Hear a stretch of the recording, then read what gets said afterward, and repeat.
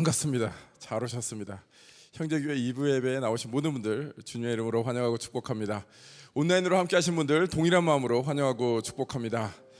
오늘 처음으로 형제교회에 나오셔서 예배드리신 분들 예배 끝나고 바로 가지 마시고 안내 데스크 가시면은 새가족팀에서 자세하게 새가족 안내해 드리겠습니다. 온라인으로 함께 하신 분들 계속해서 온라인으로 등록하실 수가 있습니다. 등록해 주시면은 새가족팀에서 연락드리고 자세하게 안내해 드리겠습니다. 오늘 예배를 시작하기 전에 먼저 안내 말씀 드리겠습니다. 예배 중간중간에 가끔 휴대폰이 울리는 불상사가 있는데요. 여러분들 휴대폰은 예배 중에 꺼주시거나 매너 모드로 해주시면 너무나 감사하겠습니다. 날씨가 풀릴 듯 말 듯 하다가 갑자기 또 추워지는 이런 일이 일어나고 있습니다. 눈까지 왔는데요. 날씨는 굉장히 변덕스럽습니다. 그러나 날씨는 변덕스럽지만 우리의 마음은 변덕스럽지 않고 주님을 향해서 늘 뜨겁고 주님을 향해서 소망이 가득 찼으면 좋겠습니다. 그런 마음을 담아서 오늘 예배에 임하겠습니다. 형제교회 소식 먼저 알려드리겠는데요. 영상을 보시고 계속해서 알려드리겠습니다.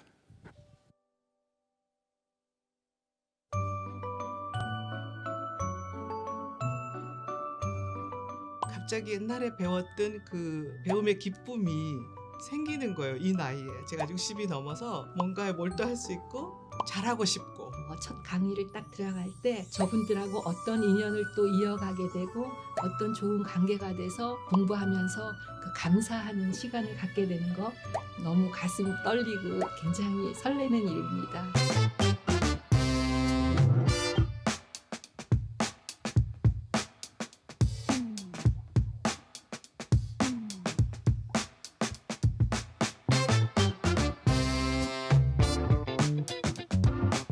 정말 전문 교수님들이 계셔가지고 시니어들을 어린아이 다루듯이 정말 정성껏 돌봐주시는 게 우연히 나도 할 수 있을까 했는데 하게 되는 거예요. 그러니까 더 익사이딩하고 더 재밌는 거죠.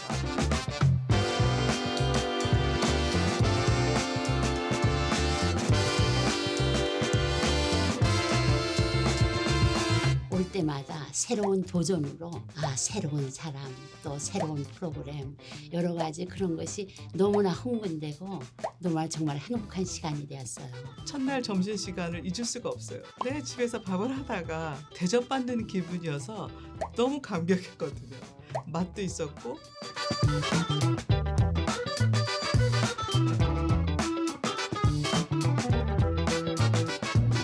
처음 시작할 때는 염려들을 많이 하시는데 나중엔 자신감이 넘치셔서 야, 이분 무엇이든지 하실 수 있겠다. 정말 토요일이 너무 기다려지고 남편한테 아침 점심을 차려주고 오면서도 별로 미안한 생각이 안 드는 거예요. 제가 너무 즐거운 시간을 보내니까. 또 배움이라는 거에 대해서 다시 한번 큰 눈을 뜰 수 있게 해준 것 같아요. 안 오시는 분들은 손해죠.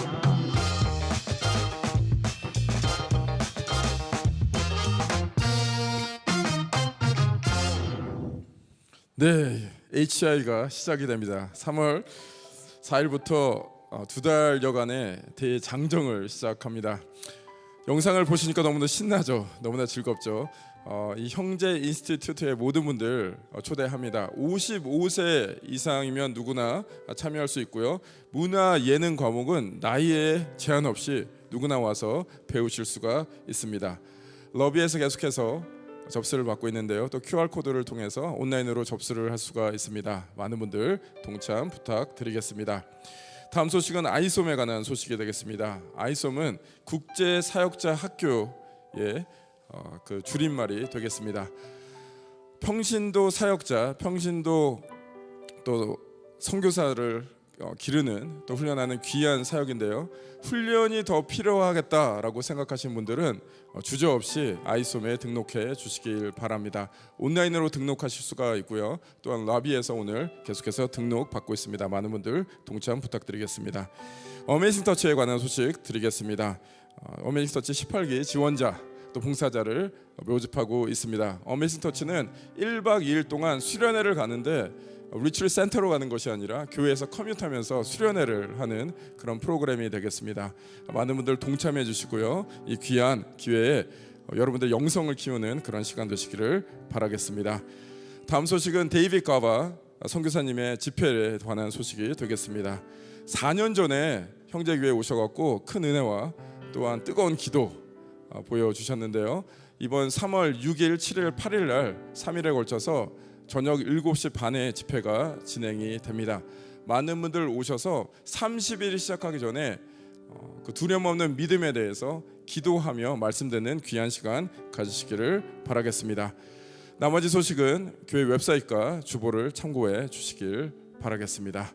이 시간은 이제 자리에서 다 일어나셔서 저희가 마음을 모아서 한 공동체로 한 마음으로 주님 앞으로 나아가시겠습니다. 주님, 이 시간 우리가 주님만을 바라보며 나아갑니다. 우리의 분주한 마음 내려놓고 오직 주님만 경배하며 나아갑니다. 오늘 예배를 통해서 사람이 기뻐하는 예배가 아니라 주님께서 기뻐하는 예배, 사람이 만족하는 예배가 아니라 주님께서 만족하는 예배 되게 하여 주옵소서. 주님이 홀로 영광받아 주옵소서. 이 모든 말씀 우리 주 예수 그리스도의 능력의 이름으로 기도드립니다. 아멘. 우리의 찬양을 받게 합당하신 살아계신 하나님께 감사의 박수를 높게 올려드리며 찬양의 문을 열도록 하겠습니다.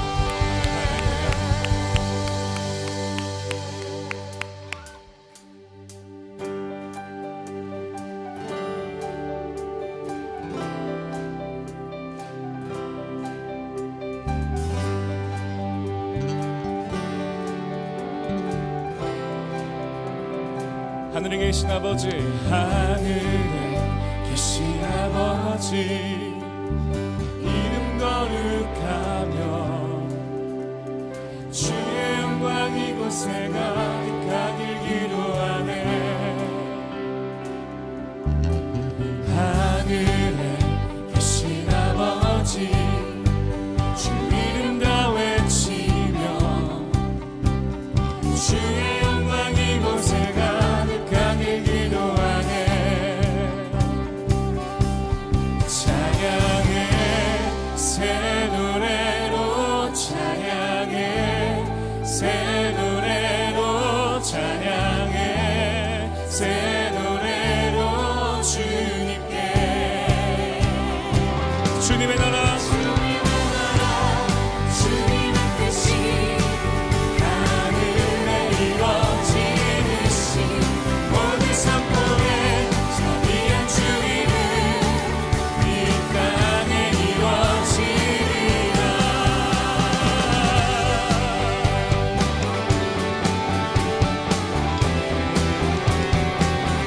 날마다 일용할 양식 은혜로 주소서. 예수 이름으로 우리 모두 기도하네. 지혜에 들게 마시고 나게서 구원하소서. 예수 이름으로 우리 모두 기도하네. 찬양해 새 노래로, 찬양해 새 노래로, 찬양해 새 노래로 주님께. 주님의 나라, 주님의 뜻이 주님의 뜻이 하늘에 이루어지듯이 모든 선포해 자비한 주 이름 이 땅에 이루어지리. 주님의 나라, 주님의 나라, 주님의 뜻이 이루어지듯이 모든 선포해 자비한 주 이름 이 땅에 이루어지리라. 모든 나라, 모든 권세 주께, 모든 영광 영원히 아멘. 모든 나라 주께, 모든 권세 주께, 모든 영광 영원히 아멘. 다시 한번 모든 나라 주께, 모든 권세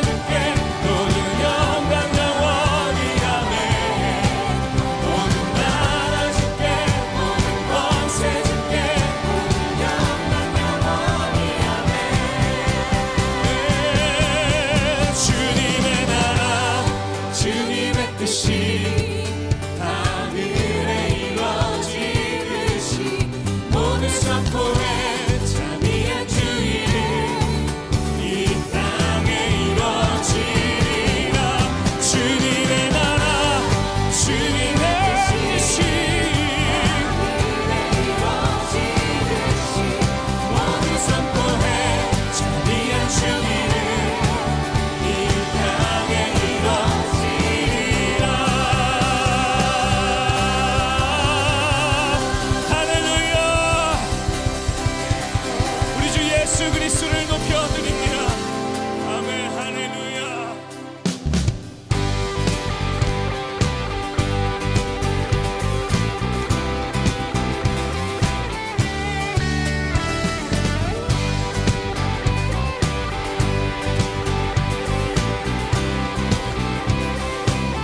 거룩하신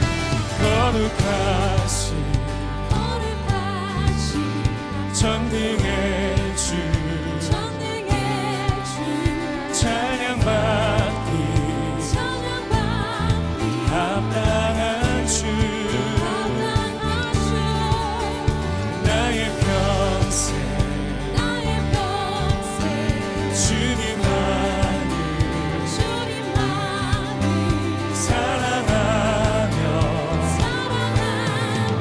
나누리라. 찬양하며 경배하리. 찬양하며 경배하리.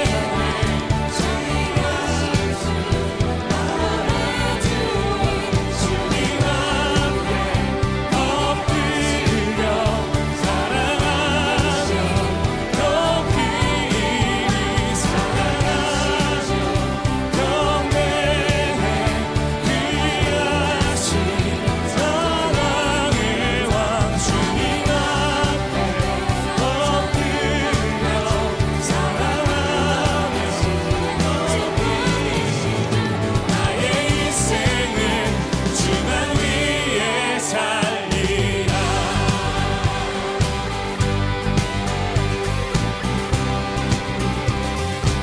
거룩하신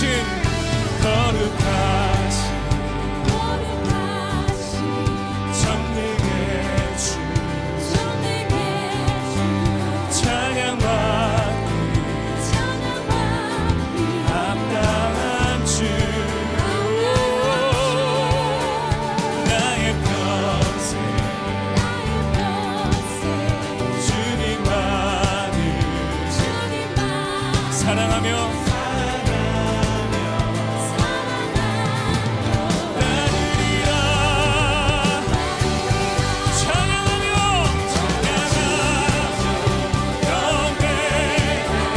귀하신 만왕의 왕 주님 앞에 엎드려 사랑하며 높이 찬양하며 경배해.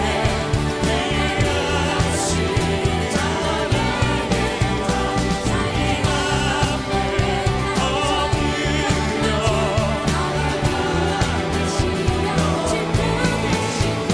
나의 인생은 주만 위해 살리라. 모든 주의 주 모든 왕의 왕 전능하신 분 만물의 주인 주님만을 위대하신 분 어린 양 대신 영광의 살아계신 주께 구원의 은혜 영원히 다스린 창조의 근원자 주는 알파 오메가 전능강한 주 나의 구원 메시아 모든 주의 주 모든 왕의 왕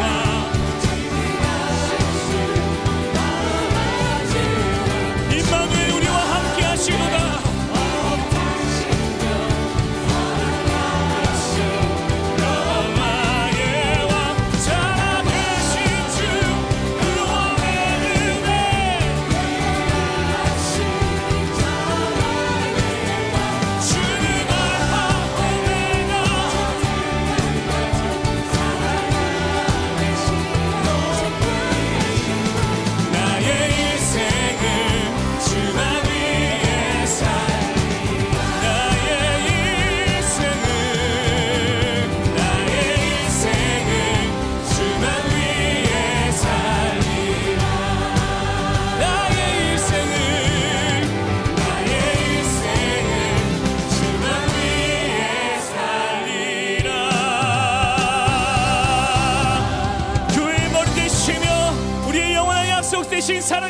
예수 그리스도께 감사의 박수를 높이 올려드리겠습니다.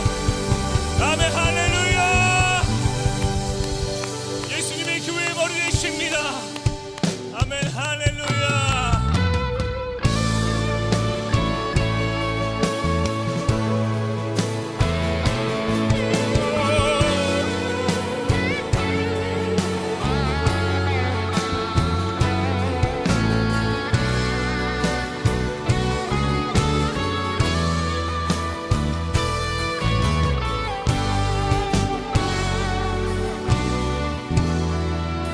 하나님 어린 양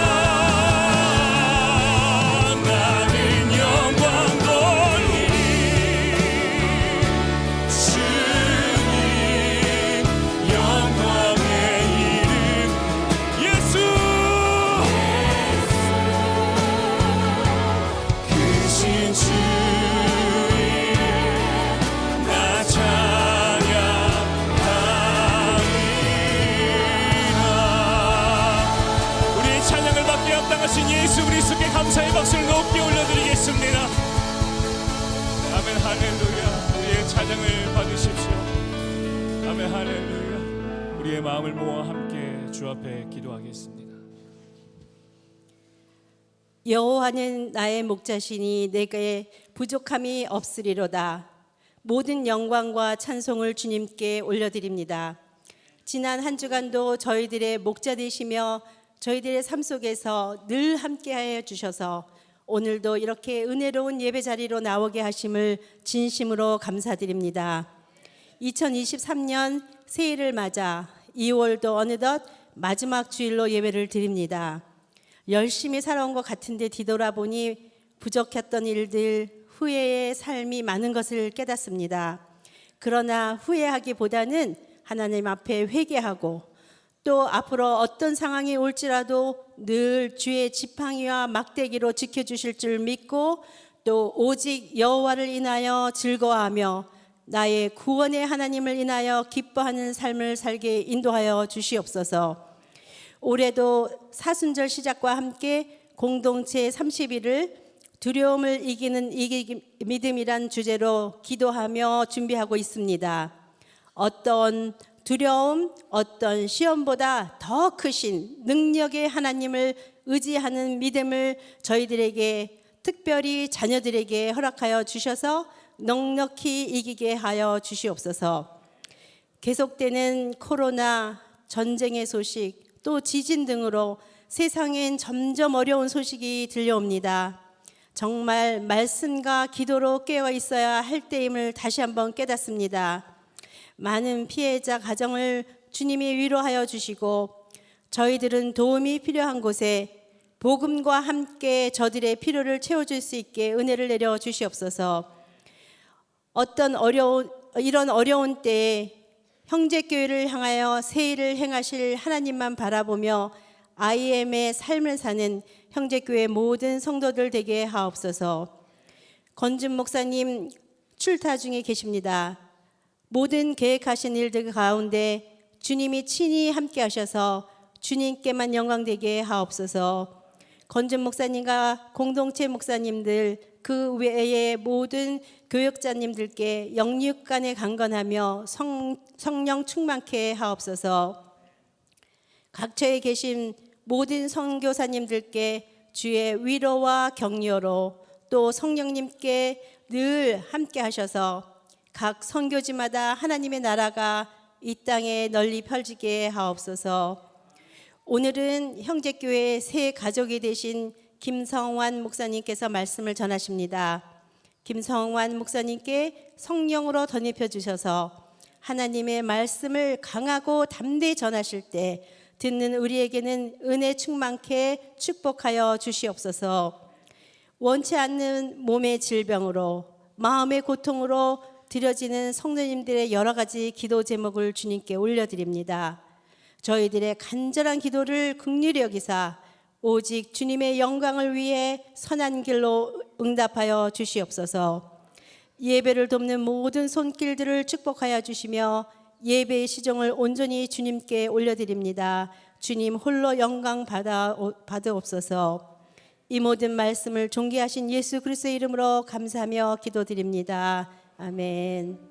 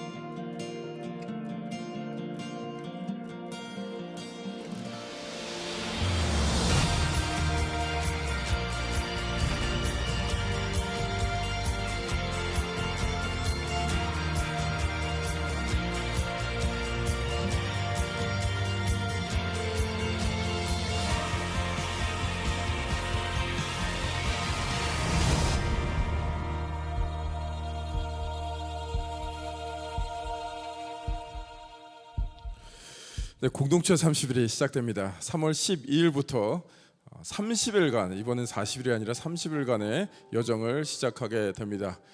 우리 지금 갖고 있는 많은 fear가 faith로 바뀌기 소망하며 30일을 나아가는데요. 특별히 3월 5일 다음 주 주일 4시에 이곳에서 순장님들, 교구장님들 모시고 킥오프를 시작합니다. 모든 분들 참석해 주시기를 바라겠습니다. 또한 이 공동체 30일을 위해서 함께 기도하시며 마음을 준비해 주시기를 바라겠습니다. 더 자세한 내용은 계속해서 진행되는 동안 설명을 드리겠습니다.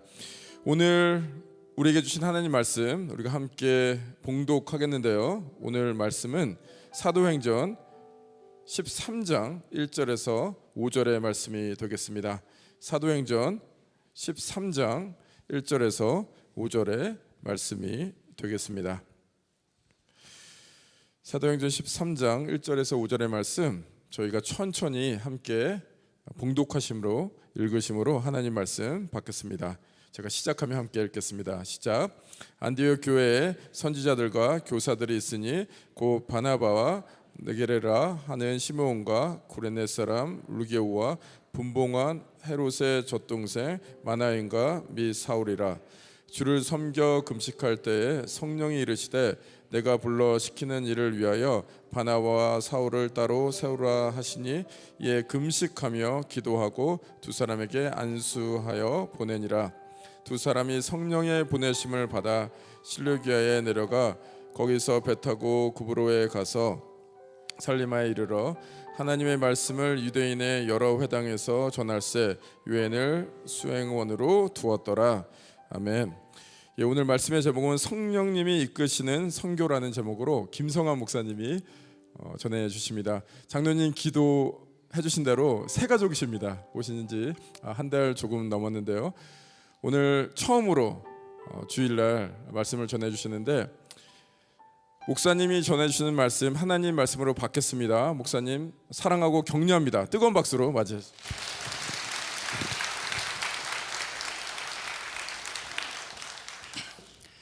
부족한 저에게 귀한 주의 말씀을 전하는 기회를 주신 권 목사님께 또 교회 앞에 또 하나님 앞에 감사를 드립니다. 들으신 대로 제가 새 가족입니다. 그래서 제가 혹시 몰라서 여쭤보는 그 말씀에 동의하시면 이렇게 아멘으로 화답해 주시면 좋겠습니다. 여기가 더 이상 좋을 수 없는데 그보다도 더 좋은 성도님들이 모여있는 형제교회 맞습니까?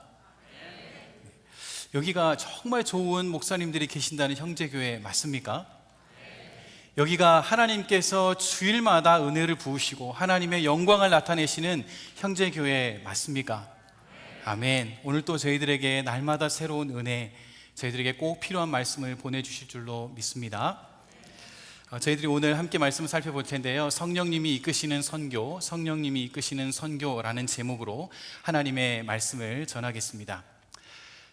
저는 오늘 선교에 대해서 하나님께서 말씀하시는 바를 전하고자 합니다. 사실 선교는요, 저와 성도님 모두의 사명입니다.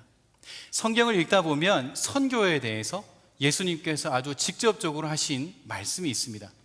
The Great Commission이라고 하는 별명이 붙어있는 구절입니다. 마태복음 28장 18절부터 20절까지 말씀을 우리 앞에 보시는 화면을 보시면서 우리 같이 함께 하나님의 말씀으로 받겠습니다. 그러므로 너희는 가서 모든 민족을 제자로 삼아 아버지와 아들과 성령의 이름으로 세례를 베풀고 내가 너희에게 분부한 모든 것을 가르쳐 지키게 하라. 볼지어다 내가 세상 끝날까지 너희와 항상 함께 있으리라 하시니라. 성도님들께서 28장 마태복음 28장 18절부터 20절까지 말씀을 읽으셨는데요, 18절과 19절이 한 문장으로 되어 있습니다.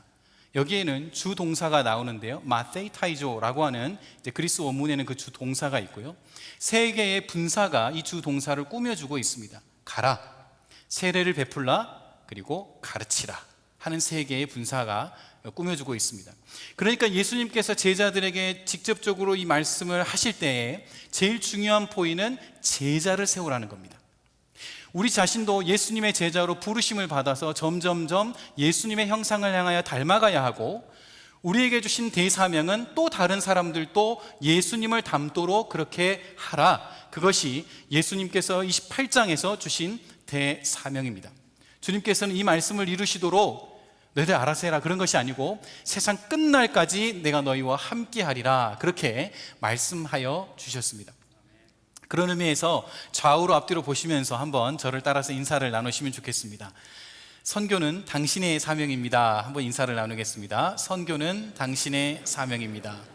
자, 이번에는 인사하지 않으셨던 분과 한번 인사를 나누겠습니다. 선교는 우리의 사명입니다. 한번 인사 나누겠습니다. 성도님들께서 앞에서 보시는 화면에 보시면요, SBC Southern Baptist Convention 복음주의권 안에서는 가장 큰 남침례 교단 안에 있는 IMB International Mission Board라고 하는, 저희로 말로 하면 국제 선교위원회죠. 자, 이 기관에서 통계 자료를 보고를 했습니다. 2021년에요. 굉장히 흥미로운 내용들이 많습니다. 제가 앞서서 예수님의 명령이 모든 민족을 제자 삼으라 그렇게 말하지 않았습니까? 그래서 이 연구자들이 그럼 우리가 살고 있는 이 시대에 이 민족이 몇 개나 될까 그 조사를 한 겁니다. 뭐 인종이라든지 언어라든지 지역이라든지 뭐 다른 여러 가지 조건들을 다 분석해서 민족이라고 붙일 수 있는 것들을 구분해서 카운트를 해보니까 11,948개의 민족이 있는 것으로 드러났습니다. 그런데 이들 중에 2% 이상이 기독교를 믿는, 예수님을 믿는 제자들의 그룹이 있다. 그 그룹이 1,445개의 그룹이 있는 것으로 보이고요. 그 아래 2% 이하의 그룹이 몇 개 교회나 되나, 이제 그 그룹을 UPG, Unreached People Group이라고 이름을 붙이고 카운트를 했으니 7,325개의 민족이 있는 것으로 나타났습니다. 근데 이제 심각한 것은 한 번도 선교사님이나 목사님들로부터 예수님의 이름을 들어보지 못한 사람들도 있다는 것을 발견하게 된 것이죠.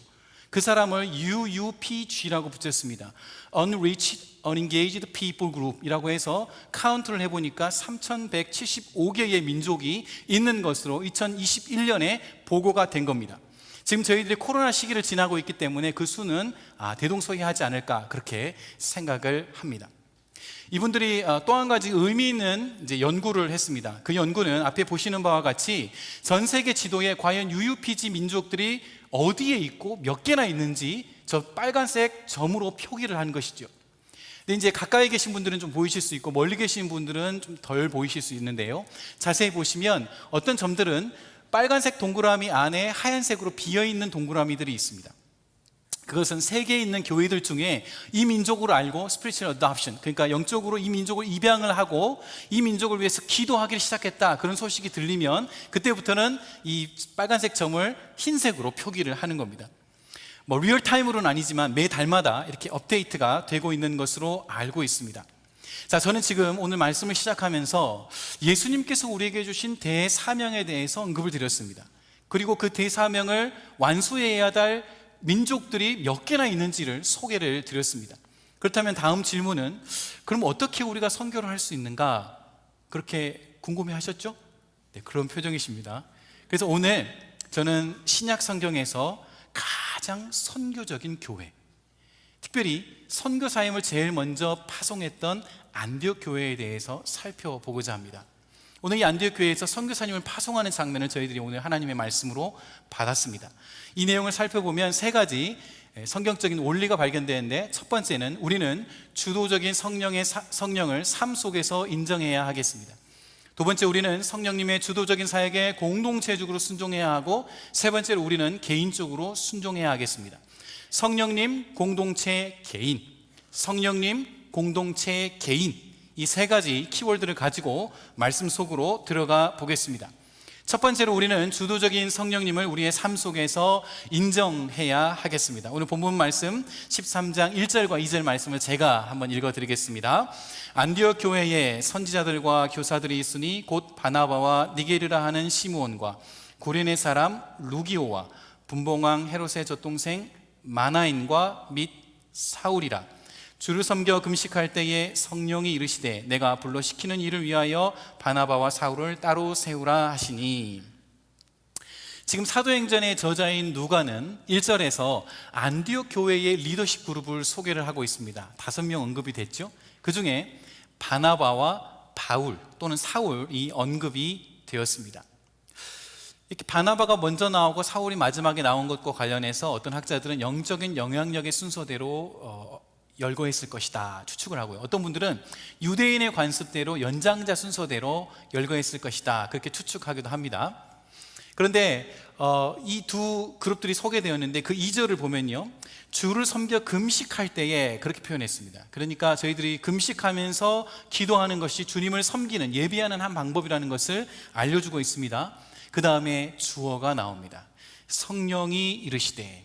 이 표현을 그대로 보면 어떤 형태인지 저희들은 잘 알기 어렵지만 성령님께서 그 리더십 그룹에게 지금 뭔가를 말씀하고 있다는 것을 저희들은 알 수 있습니다.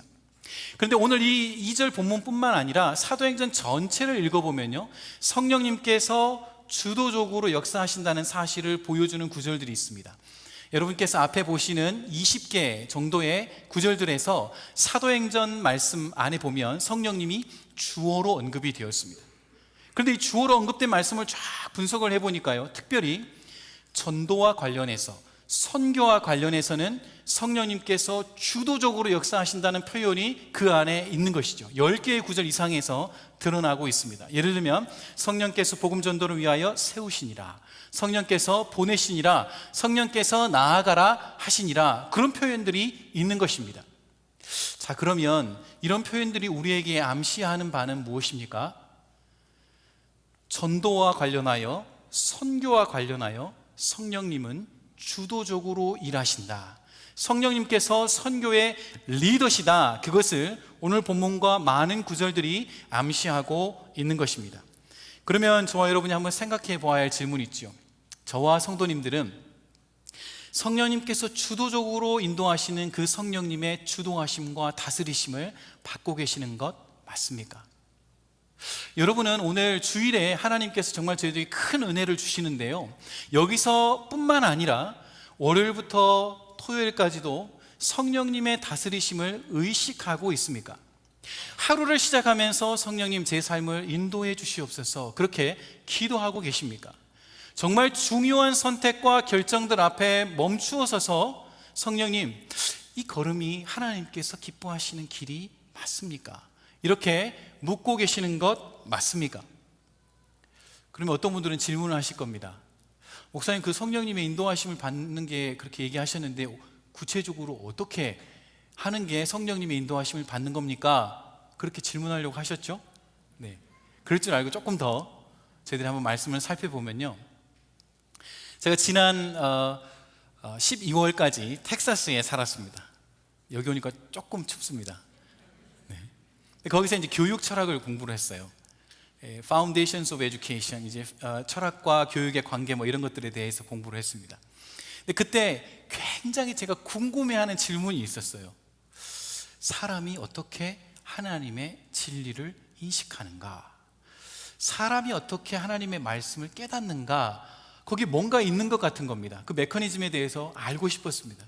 그래서 책도 찾아보고 교수님 가서 물어보기도 하고 말씀도 읽어보고 하는 중에 이 말씀을 만나게 되었습니다. 요한복음 16장 13절 말씀인데요, 한번 들어보십시오. 그러나 진리의 성령이 오시면 그가 너희를 모든 진리 가운데로 인도하시리니 그가 스스로 말하지 않고 오직 들은 것을 말하며 장래 일을 너희에게 알리시리라. 이 말씀 예수님께서 군병들에게 끌려가기 몇 시간 전에 하신 겁니다. 제자들에게 가르쳐 주신 말씀이에요. 그날 저녁에 세족식도 있었고요, 성찬식도 있었습니다. 그러니까 얼마나 중요한 내용을 지금 제자들에게 알려주시고 싶으셨겠습니까? 그때 성령님에 대해서 제자들에게 알려주시는 겁니다. 제자들에게 말씀하시기를, 이제 내가 하나님께로 가면 진리의 성령님, 또 다른 보혜사가 올 것이다. 그 성령님께서 너희를 진리 가운데로 인도하실 텐데 스스로 말하지 않고 들은 것, 즉 아버지와 아들로부터 들은 것이죠. 성경 말씀입니다. 성경을 너희들에게 깨닫게 해주심으로 너희를 진리 가운데로 인도하실 것이다. 예수님께서 가르쳐 주신 것이죠. 이거 꼭 기억해라 하면서 제자들에게 알려주신 것입니다. 그래서 저희들이 성경을 매일매일 읽는 것이 중요한데, 성경을 읽기 전에 겸손한 마음으로 하나님 앞에 나아가서 하나님 말씀하여 주시옵소서, 종이 듣겠나이다, 이런 겸손한 마음을 가지고 하나님의 말씀 앞에 나아가는 것이 필요합니다. 질문을 드리겠습니다. 저와 성도님들은 꾸준히 하나님과 만나는 시간, 하나님의 음성을 듣는 시간, 하나님과 함께 시간을 보내는 것 정기적으로 가지고 계시는 것 맞습니까? 저와 여러분들이 겸손한 마음으로 주님 앞에 나아갈 때 하나님의 성령님께서 그 진리의 말씀을 저희들에게 깨닫게 해주실 줄로 믿습니다. 이렇게 꾸준히 하나님의 말씀 앞에서 기도하는 가운데 성령님께서 저희 마음의 일루미네이션, 조명하여 주시는 경험을 하게 되면요, 나에게 찾아온 말씀으로 남습니다. 그래서 어느 날 딸아이가 전화 올 때, 또 손주가 전화 올 때가 있을지도 모르겠어요. 근데 엄마, 할머니, 그리고 얘가 막 우는 겁니다. 너 무슨 일 있어? 천천히 감정을 이렇게 조절하고 한번 얘기를 해봐. 쭉 들어주실 거 아닙니까? 그때 성도님들은 어떤 대답을 하시겠습니까? 맞습니다. 물론 저희들이 잘 위로를 하겠죠. 그러나 하나님을 만났던 성도, 말씀의 자리에서 성령의 도우심을 경험했던 성도님, 정말로 힘들 때 나에게 하나님께서 보내주신 말씀을 경험한 성도, 그 성도는 손주에게 그리고 자녀에게 그 말씀을 소개시켜 주실 겁니다. 나도 힘들었어. 엄마도 너무너무 힘든 때가 있었단다. 근데 그때 하나님께서 엄마에게, 하나님께서 할머니에게 이 말씀을 보내주셨단다. 딸아, 너 힘들지? 이 말씀 붙들고 우리 힘을 내자. 그렇게 하나님을 경험하며 성령의 인도하심을 경험하고 그 은혜가 가정 가운데도 전해지는 저와 여러분 되시기를 주님의 이름으로 간절히 소원합니다. 두 번째로 우리는 성령의 주도하심을 공동체적으로 순종해야 하겠습니다. 우리 다 함께 이 말씀을 함께 읽겠습니다. 2절과 3절 말씀입니다.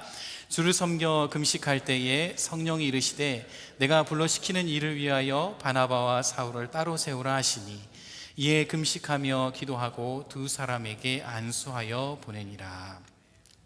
자, 이 구절을 보니까 직접 인용법을 누가가 사용하여 기록을 했습니다. 성령께서 불러시키는 일을 위하여 바나바와 사울을 따로 세우라. 그래서 이 두 사람을 안수하여 보냈다는 것입니다. 그런데 저희들이 주목할 점은요, 지금 바나바와 사울은 교회 안에서 굉장히 중요한 리더의 위치에 있었습니다. 저희들이 1절 말씀을 읽었지 않았습니까? 5명의 핵심 리더의 2분이 들어가 있었어요. 그리고 저희들이 시간 관계상 다 읽지는 않았습니다. 사도행전 11장 20절부터 26절까지 말씀을 보면 지금 교회가 생긴 지 얼마 안 된 때입니다. 그러니까 교회에 얼마나 많은 할 일이 있겠습니까? 그런데 성도님들은 막 몰려오고 있는 상황이거든요.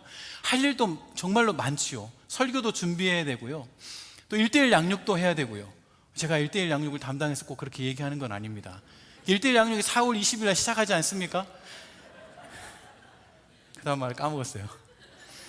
양육도 준비해야 되고 할 일이 이렇게 많은데 교회에서 이 두 사람을 성령님께서 하시는 일들을 위하여 보내라고 그렇게 명령하신 것이죠. 안디옥 교회는 성령님의 인도하심에 순종하여 두 분을 파송하였습니다. 2014년 1월 24일 날짜에 보니까요, 국민일보에 기사가 실렸습니다. 148년 전 토마스 선교사 코리아의 파송, 영국 하노버 교회 담임 한국인이 맡았다라는 제목입니다. 아니, 영국 교회 담임 목사님이 한국인이 되셨다. 이게 평범한 일은 아니지만 특별한 일이라고 신문에까지 났을까요? 그런데 여러분 놀라지 마십시오. 이 교회가 한국에 토마스 선교사님을 보낸 교회입니다. 별로 그렇게 감동이 없으신 표정이신데 제가 스토리를 조금 이따가 말씀드리겠습니다. 다시 한번 해보겠습니다. 이 교회가 글쎄 한국 교회에 토마스 선교사님을 보낸 교회입니다. 네, 감사합니다. 스토리를 들려드리면요, 1866년 한국의 제너럴 셔먼호, 미국의 제너럴 셔먼호 상선호를 타고 토마스 선교사님이 대동강으로 들어왔습니다. 근데 그 당시만 해도 흥선대원군의 쇄국 정책으로 인해서 배를 다 공격을 했죠. 그래서 배가 침몰하기 직전에 겨우 그 안에 있던 사람들이 빠져나왔습니다. 근데 그 안에 토마스 선교사님이 있었어요. 로버트 토마스 선교사님이에요. 이 선교사님이 그 안에 그 조선 군사들에 의해서 죽임을 당합니다. 그때 나이가 27살이었어요. 신학교육 다 받고 훈련되어서 목회지에 가서 열심히 섬겨도 시간이 많이 있는 그 젊은 선교사님이 한국에 와서 주순교하게 된 겁니다. 근데 죽기 전에 4권의 성경책을 가지고 왔어요. 그래서 최치량 외에 4명의 군사들에게 이 성경책을 전달하고 그 자리에서 순교하고 맙니다. 그렇게 끝난 줄 알았습니다. 근데 거기에서부터 하나님의 부흥의 역사가 시작이 됩니다. 이 최치량이라고 하는 사람은 글을 읽을 수 없었기 때문에 박영식이라고 하는 분에게 성경책을 전달을 했어요. 근데 박영식이라는 분이 읽어보다가 안 되겠다 싶어가지고 다 찢어가지고 종이가 귀하던 시절이라서 벽에 이렇게 도배를 했습니다. 그때부터 도배 문화가 있었나 봐요. 근데 이제 하늘을 봐도 왼쪽을 봐도 오른쪽을 봐도 다 이게 성경 말씀이지 않습니까? 그렇게 성경 말씀을 읽다가 이 박영식이라는 분이 예수님을 영접하게 됩니다. 그리고 이 집은 평양의 최초의 교회인 널다리골 예배당이 거기에 세워집니다. 그리고 기독교 역사상 위대한 부흥의 기록으로 남아있는 평양 대부흥 운동의 지원지 평양 장대현 교회가 바로 이 교회 위에 세워지게 되는 것이죠. 그런데요, 저희들이 이 한국 교회를 생각할 때마다 토마스 선교사님이 있었다는 거 기억해야 합니다. 그런데요, 그 뒤에 여러분이 보고 계시는 한호복 교회가 있었다는 사실도 기억해야 하겠습니다. 이 한호복 교회 성도님들은 토마스 선교사님을 파송하고 기도했을 것입니다. 선교사님이 잘 있는지, 건강하게 잘 있는지, 또 교회가 세워지고 있는지, 복음이 전해지고 있는지 궁금해하면서 기도하고 있었을 것입니다. 그런데 들려온 소식은 토마스 선교사님이 순교당했다는 소식이었습니다. 그러나 하나님은 그 순교의 생명을 잊지 않으시고 저와 성도님들의 부모님께, 그리고 저와 성도님들의 조부모님들께 하나님의 복음의 빛을 비추시기 위해서 토마스 선교사님과 한호복 교회를 사용하신 것이죠. 저희가 어떻게 이 말씀을 적용할 수 있겠습니까? 앞에 보이는 이미지가 한 컷 뜰 텐데요, 저희 교회 홈페이지입니다. 저희 교회 홈페이지 가보시면 오른쪽 제일 위에 검색하는 창이 있습니다. 거기 클릭을 하시고요, 선교라고 입력하시면 성도님들이 보시는 저 이미지가 나옵니다. 전 세계에 저희 교회가 선교사님을 파송하고 있는 그 이미지가 보일 겁니다. 저희 교회는 16개 국가에 23분의 선교사님을 파송하고 있습니다. 그래서 이 페이지에 가셔서 저희 빨간색 동그라미 보시는 선교 중보 기도, 그 클릭을 하시면 앞에 보시는 기도 제목이 뜰 겁니다. 오늘 이제 방송이 나가고 있기 때문에 제가 구체적인 기도 제목을 다 가지고 오지는 않았습니다. 그러나 이 자리에 계시는 순장님들 계시죠? 또 이 자리에 계시는 교구장님들 계시죠? 꼭 잊지 마시고 이번 주에는 이 선교사님들을 위해서 기도하시면 좋겠습니다. 제가 알기로는 교구마다, 공동체마다 기도할 선교사님이 정해져 있다고 들었습니다. 이 선교와 관련해서 소식을 나누어 주시고 기도하는 한 주간이 되셨으면 좋겠습니다. 제가 저희 교회 정찬길 목사님을 최근에 뵙고 선교를 담당하시니까요, 선교에 대해서 여쭈어 보았습니다. 그랬더니 정찬길 목사님께서 한 가지 이야기를 해주셨어요. 최근에 한 선교사님과 대화를 할 기회가 있었다고 합니다. 그리고 그 선교사님께 여쭈봤대요. 선교를 하면서 무엇이 제일 힘드셨습니까? 그랬더니 정말 의외의 답을 듣게 되었다고 합니다. 그 선교사님은 목사님에게 이렇게 말했습니다. 점점 잊혀지는 것입니다. 그런 대답을 했다고 합니다. 재정 때문이 아니고요, 사람 때문이 아니고 점점 잊혀지는 것입니다. 그렇게 대답을 했다는 것입니다. 선교를 나갈 때는 온 성도님들이 축복해 주면서 우리가 기도하겠다고, 우리가 후원하겠다고, 우리가 잊지 않겠다고 약속했음에도 불구하고 시간이 점점 지나면서 잊혀지게 되고 기도도 뜸하고 소식도 뜸하게 되었던 것입니다. 그러므로 순장님 여러분, 꼭 이번 주에는 잊지 마시고 선교사님들을 위해서 기도해 주시기를 부탁드립니다. 또 우리 교회에 이 선교사님들과 연락하는 키맨이 있지 않습니까? 그 키맨을 통해서 우리의 메시지를 전달하면 좋겠습니다. 우리가 여기 있다고요, 우리가 여기 기도하고 있다고요, 그리고 정말 미안하다고요. 이렇게 저희들이 그 선교사님들을 위해서 기도하는 가운데 가든지 보내든지 아니면 기도하든지 이렇게 저희들이 기도하는 가운데 성령님의 주도하심에 공동체적으로 쓰임받는 저와 성도님들 되시기를 간절히 소원합니다. 세 번째로, 우리는 성령님의 주도하심에 개인적으로도 순종하며 나아가야 하겠습니다. 오늘 본문 말씀 4절과 5절 말씀을 같이 함께 읽겠습니다. 4절과 5절입니다. 두 사람이 성령의 보내심을 받아 실루기아에 내려가 거기서 배 타고 구브로에 가서 살라미에 이르러 하나님의 말씀을 유대인의 여러 회당에서 전할세 요한을 수행원으로 두었더라. 아멘. 4절과 5절 말씀을 보면 이제 성령의 역사하심을 따라서 두 사람이 선교사로 출발을 했다는 내용이 나옵니다. 저희들이 알고 있는 1차 선교 여행이 시작이 된 겁니다. 소아시아 지역에 가서 전도 여행을 한 것이죠. 그런데 이 두 분의 입장에서 생각을 해보면 얼마나 사역이 많이 있었겠습니까? 성도님들이 몰려오고 할 일이 너무나도 많은 상황이에요. 사역들이 더 필요한 상황입니다. 그럼에도 불구하고 성령님께서 가라 하셨기에 이 두 분도 평안하고 편안하고 안락한 그 환경을 내려놓고 소아시아 지역으로 나아갑니다. 저희들이 아는 바와 같이 이곳에서 정말 죽을 고생을 하고 매를 맞으면서 그곳에 복음을 전했고 그 결과 예수님을 믿는 사람들 그리고 교회가 생겨났다는 소식을 듣게 되었습니다.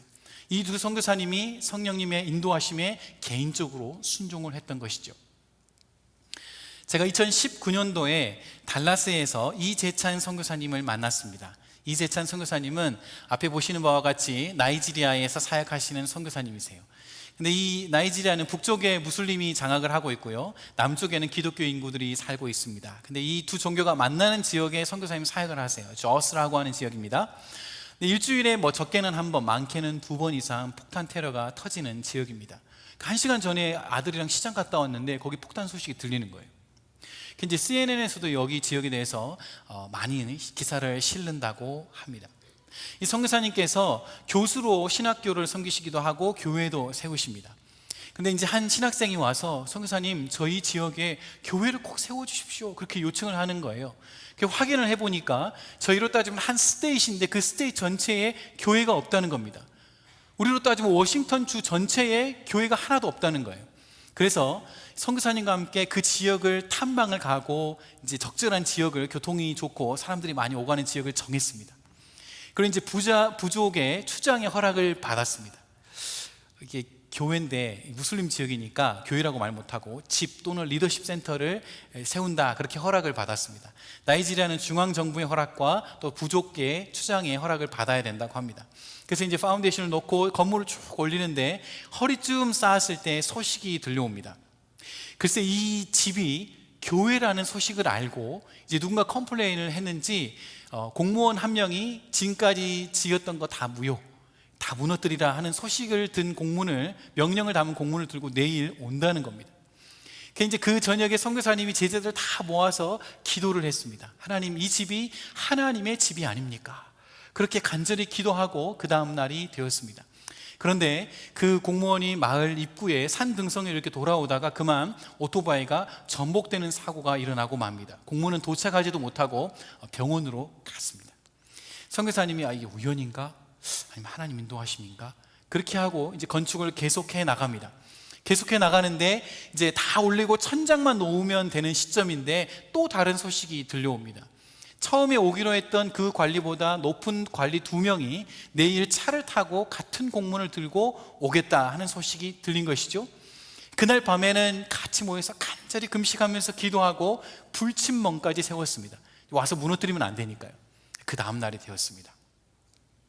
차가 이렇게 오다가 좌회전을 해서 들어오는데 분명히 브레이크를 밟았는데 그 차가 급속도로 좌회전을 하면서 건물 3개의 동을 들이받고 전복되는 사고가 일어나고 맙니다. 다행히 사람은 살았어요. 그 사고 이후로 그 무슬림 지역에 소문이 쫙 퍼졌습니다. 어떤 소문인가 하니까요, 저 집은 하나님의 집이다, 절대로 건드리지 말라. 저 집은 하나님의 집이다, 절대로 건드리지 말라. 그런 소문이 쫙 퍼진 겁니다. 하나님의 두려움이 그 지역에 임한 것이죠. 그때부터는 무슬림 청년들이 와가지고 자기네들이 짓는 거 도와주겠다고 같이 도와줍니다. 불침문도 서주고 불도 대신 피워주고 건물도 같이 올려주고 해서 그 교회가 건축이 완료되었고, 제가 대화할 당시 약 100여 명이 모여서 예배 드리고 있는 교회가 되었으니 그 교회 이름이 카스티나주에 있는 바코리라고 하는 교회입니다. 제가 전하려고 하는 말은 선교사님이 저희한테 하셨던 말이에요. 선교사님이 이 이야기를 저한테 해주신 다음에 이렇게 얘기를 하셨어요. 그 당시만 해도 안식년 보내다가 이제 안식년이 끝나는 타이밍이었습니다. 목사님, 저는 솔직한 마음으로 이 풍요로운 미국 땅을 버리고 나이지리아에 들어가는 것이 힘이 듭니다. 그곳에는 폭탄 테러가 있고 죽음의 위협이 있어서 언제 죽을지도 모릅니다. 그런데도 저는 다시 나이지리아로 들어갑니다. 왜냐하면 하나님의 성령님께서 고난받는 나이지리아 성도님들과 거기에서 함께 일하고 계시기 때문입니다. 이 선교사님도 성령님께서 일하시는 것을 보고 그 성령의 인도하심을 따라서 들어가게 되었던 것이죠. 앞에 보시는 이미지는 양화진 선교사 묘원입니다. 통계에 따르면 1885년부터 1945년까지 하나님께서 동방에 있는 작은 민족 조선을 사랑하셔서 저희들의 부모님과 조부모님을 사랑하셔서 보내신 선교사님들의 수가 최소 1559명, 그리고 조선에서 순교하여 양화진에 잠들어 계시는 선교사님의 수가 395명입니다. 여러분, 이 숫자가 우리에게 보여주는 게 무엇이죠? 하나님께서 저와 저희들의 민족을 너무나도 사랑하셔서 시마다 때마다 선교사님들을 보내셨다는 것입니다. 뿐만 아니라 그 하나님의 보내심에 순종하여 찾아온 사람들이 최소 1559명이라는 것이죠. 여러분, 선교는 사도들만의 사역이 아닙니다. 선교는 헌신하는 선교사님들만의 사역이 아닙니다. 선교는요, 예수 그리스도의 제자로 부르심을 받은 여기 앉아있는 저와 여러분 모든 제자들의 사역입니다. 질문을 드리겠습니다. 저와 성도님들은 충분히 제자로서의 사명을 감당하고 계시는 것 맞습니까? 저와 성도님들은 가정에서 기도하실 때, 개인적으로 기도하실 때 선교를 위하여, 선교사님을 위하여 기도하고 계시는 것 맞습니까? 저와 성도님들은 물질로, 그리고 단기 선교로 선교를 위하여 헌신하고 계시는 것 맞습니까? 올해 1월 둘째 주에 권준 목사님께서 설교하셨죠. 여러분, 선교 나갈 준비하라고 말씀하셨습니다. 기억하시죠? 은혜 받을 준비하라고 말씀하셨습니다. 왜 그럴까요? 선교하는 현장에서 하나님께서 일하고 계시고, 선교하는 현장에서 하나님께서 능력을 나타내시기 때문에, 천하보다 귀한 그 생명을 구원하시는 복음의 능력이 그곳에서 나타나고 있기 때문에 우리 보고 준비하라고 하신 겁니다. 우리 마음으로 준비하십시다. 은혜 받을 준비하십시다. 하나님을 경험할 준비를 하십시다. 그리고 이 여름에는 함께 복음을 들고 나아가는 저와 여러분 되시기를 바랍니다. 저는 저희 형제교회가 하나님께로부터 축복을 많이 받은 교회가 되기를 바랍니다. 특별히 선교하는 교회로 축복받는 교회가 되기를 간절히 소원합니다. 그것을 위해서 저는 오늘 말씀을 시작하면서 예수님의 대사명, 가서 제자를 삼으라 전해드렸습니다. 그리고 거기에 순종했던 안디옥 교회의 이야기, 헌신하고 수고하신 저와 여러분들을 위해서 생명을 버리신 선교사님들의 이야기, 이제 저와 여러분들의 차례입니다. 어떻게 저희들이 순종할 수 있겠습니까? 먼저 주도적으로 역사하시는 성령님의 인도하심을 매일매일 따라 동행하며 나아가십시다. 그리고 공동체적으로 늘 기도 가운데 깨어서 성령님의 사용하심에 순종하며 나아가십시다. 그리고 개인적으로도 하나님의 사용하심에 순종하는 저와 여러분 되시기를 바랍니다. 저는 하나님께서 부르시고 예수님 앞에 설 날을 기대합니다. 예수님께서 물어보실 거 아니에요. 김성환, 너 내가 한 명령 잘 기억하고 있니? 그리고 그것에 잘 순종했니? 그때 저는 꼭 대답하고 싶은 말이 있습니다. 네, 주님, 제가 참 힘들었는데 순종했습니다. 형제 교회의 성도님들과 순종했습니다. 주님 아시죠? 그럴 때 저와 성도님들이 섬겼던 미전도 종족들도 그 자리에서 함께 고백하게 될 것입니다. 구원하심이 보좌에 앉으신 우리 하나님과 여호와 하나님과 어린 양께 있도다. 그 날을 바라보면서 우리 함께 성령이여 임하소서 함께 찬송하며 나아가겠습니다.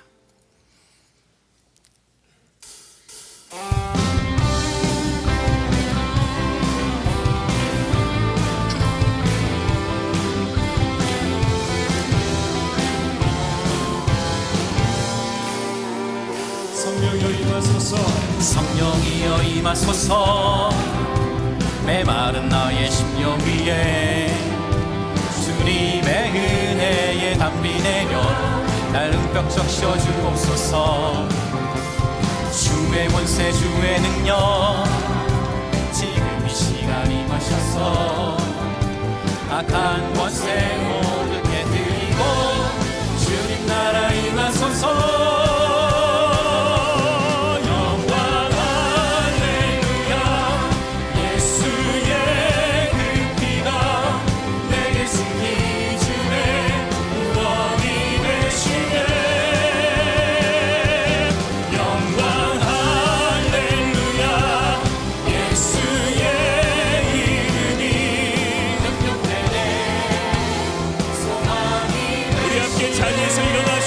다시 한번 찬양하겠습니다. 성령이여 임하소서 메마른 나의 심령 위에 주님의 은혜에 담비 내려 나를 꽉 적셔 주옵소서 주의 권세 주의 능력 지금 이 시간 임하셔서 악한 권세 모두 깨뜨리고 주님 나라 임하소서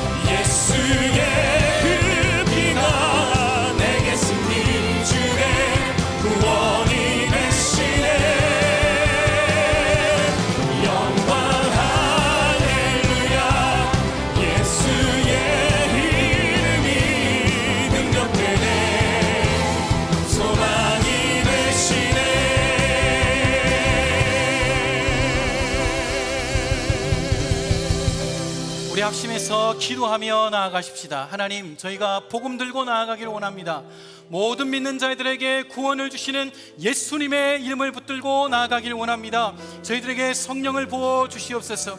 우리 교회가 선교하는 교회, 하나님의 손에 붙들림 받아 쓰임받는 교회, 건너와서 우리를 도우라, 건너와서 우리를 도우라, 건너와서 우리를 도우라 부르짖는, 지금도 복음을 기다리고 있는 미전도 종족을 향하여서 주님 나를 사용하여 주시고 우리를 사용하여 주시옵소서. 우리 같이 주여 한번 부르짖으며 기도합니다. 주여. 살아계신 하나님 아버지, 저희들이 주님 앞에 쓰임받기를 원합니다. 주님, 저희들에게 가서 제자 삼으라고 말씀하신 주님, 저희들의 삶의 삼령의 성령을 하나님을 되게 하는 분이 있습니다. 하나님 아버지, 우리에게 성령을 부어주시옵소서. 성령의 충만함으로 역사하여 주시옵소서. 예수 그리스도의 이름에 능력이 있음을 믿습니다. 아버지 하나님, 예수의 이름을 붙들고 나아갈 때 모든 믿는 자에게 구원을 주시는 일에 예수의 이름을 붙들고 나아갈 때마다 아버지 하나님 복음의 역사가 있게 하시고, 지금도 건너와서 우리를 도우라고 기다리고 있는 미전도 전국을 향하여서 주님 우리가 나아가겠습니다. 주님 우리가 헌신하며 나아가겠습니다. 우리를 사용하여 주시옵소서. 그 하나님의 부르심에 순종하는 우리가 되게 하여 주시옵소서. 우리 교회가 선거하는 교회요, 하나님의 손에 붙들림 받으며 하나님의 오른 손에 붙들림 받으며 쓰임받는 교회가 주께서 축복하여 주시옵소서. 아버지 하나님 간절한 쓰시겠습니다. 주님 저희가 여기 있습니다. 주님 저희를 사용하여 주시옵소서. 부족한 저희들의 손을 담아 사용하여 주셔서 하나님께서 하나님의 나라를 이루어주시기를 간절히 소원합니다. 하나님의 나라가 이 땅 가운데 임하는 예수 공동체로 저희들을 사용하여 주시옵소서. 좋으신 우리 하나님, 이렇게 부족한 저희들을 일찍부터 그리고 최근까지 하나님께서 은혜를 주심으로 너무나도 좋은 형제교회에 불러주시니 감사합니다. 주님, 우리를 예수 그리스도의 제자로 부르셨음을 믿습니다.